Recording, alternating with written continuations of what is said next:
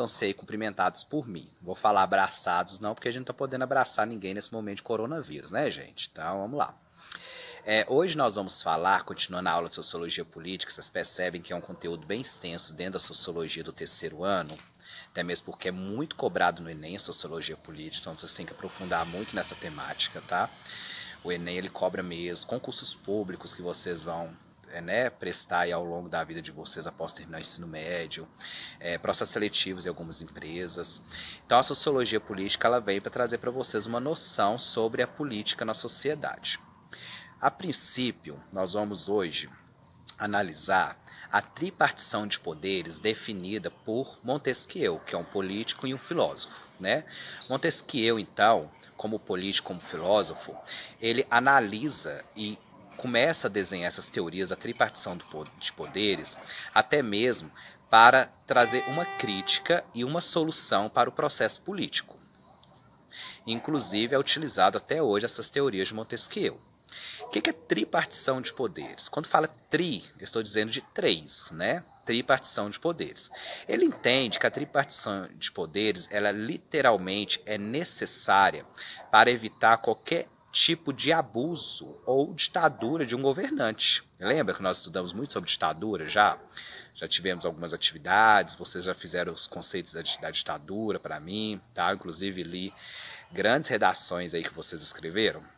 Então, ele fala o seguinte, olha, é necessário que no sistema político há tripartição de poderes para que um freie o poder do outro, para que não haja abuso de poder. Vou dar um exemplo clássico. Imagina o presidente da República com todos os poderes em mãos, onde ele cria as leis, onde ele executa as leis, onde ele julga as leis, né? Nós teríamos aí uma ditadura, nós não teríamos uma democracia. Então a tripartição de poderes ela vem para separar o que é o papel do legislativo, que é de criar as leis, certo? O que é o poder do executivo, que é executar as leis e administrar o bem público, e o que é o poder judiciário, que é aquele que aplica as leis, né? Aquele que julga ou que condena de acordo com a necessidade aí dentro do poder judiciário.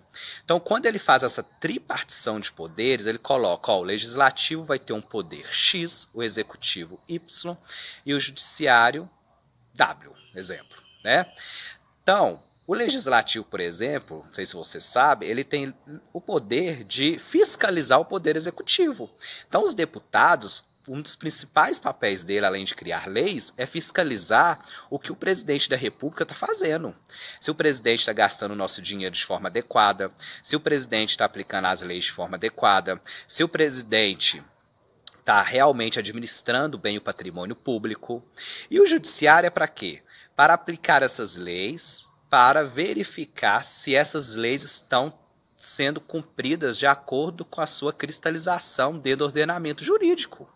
Então, quando se fala em tripartição de poderes, é um equilíbrio que tem que ter entre eles para que não haja abuso de poder. Vou dar um exemplo.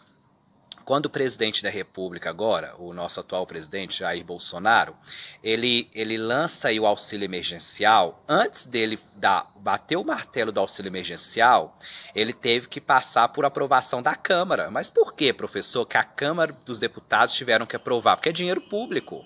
Ele não pode pegar o nosso dinheiro, simplesmente, e sair fazendo com ele o que ele quer. Então ele precisa que a Câmara autorize, crie, então-se uma lei autorizando a utilização desse dinheiro para que esse dinheiro possa ser aplicado. E como ele foi aplicado? Através do auxílio emergencial.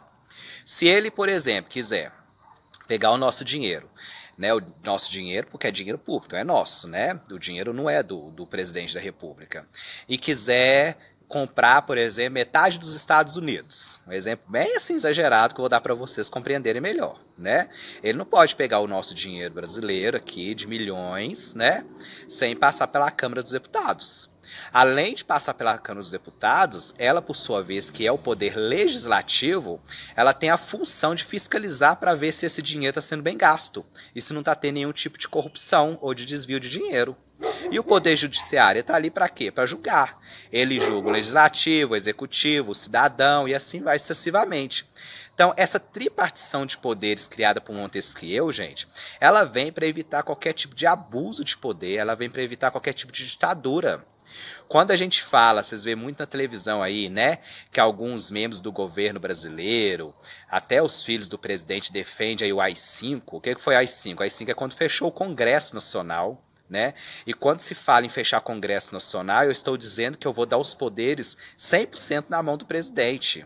Aí eles são a favor de instaurar o AI-5, como ocorreu alguns anos atrás aqui no nosso país, em que nós ficamos sem poder legislativo.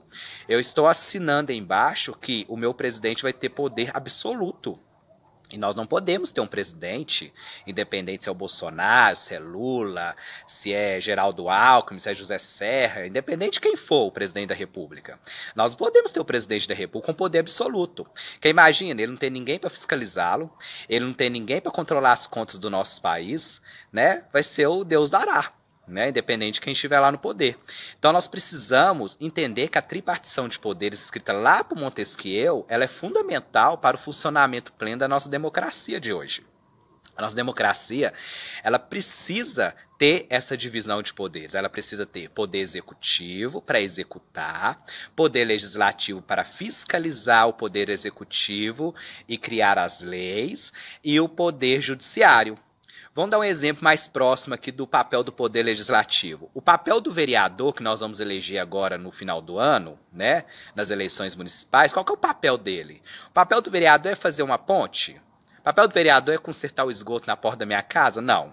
O papel do vereador é cobrar do prefeito, é fiscalizar o prefeito e é criar leis para a nossa cidade. Esse é o papel do vereador. Ele tem que pegar lá, vamos supor, o prefeito recebeu no nosso município aí 100 mil reais, um exemplo, tá? Que eu não sei se isso é verídico. 100 mil reais do governo federal para combater a questão do coronavírus.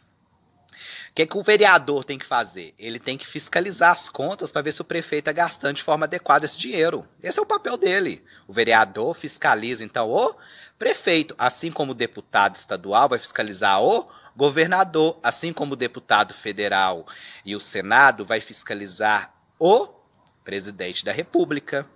Por isso que nós precisamos da tripartição de poderes, para que um fiscalize o outro, para que um freie o poder do outro, para que evitem qualquer tipo de abuso de poder um do outro. Certo? Então, vamos analisar bem essa tripartição de poderes. Vou deixar uma atividade aqui para vocês na plataforma, para que possamos adentrar bem. Se voltarmos até a aula inicial, nós vamos falar muito sobre isso em aula, porque é muito cobrado no Enem, muito cobrado em concurso público, muito cobrado nos grandes vestibulares do país, e a gente precisa deixar vocês antenados daquilo que cai aí na vida de vocês após concluir o ensino médio. Ah, professor, não vou fazer Enem, mas provavelmente você vai fazer algum processo seletivo para trabalhar em alguma empresa. E aí? Você tem que estar antenado, você tem que ter o conhecimento da sociologia política. Ah, eu não gosto de política, como muita gente fala. Mas nós precisamos compreender o nosso sistema político até para que possamos debater a política. Né? Política, futebol e religião não se discute. Discute de maneira sadia, de maneira adequada, de maneira respeitosa, até porque nós estamos numa democracia. Ok? Vamos analisar então a tripartição de poderes? Vou deixar aí a atividade na plataforma para vocês. Pessoal, qualquer dúvida podem me chamar, tá? Podem deixar o comentário na plataforma, podem me mandar e-mail. Estou à inteira disposição, principalmente vocês do terceiro ano. Se quiserem dicas de leitura para estudar para o Enem vai ser em janeiro. Eu estou aí à inteira disposição de vocês, tá? Estou aí para contribuir com a formação de vocês. Um abraço e tenham uma boa noite.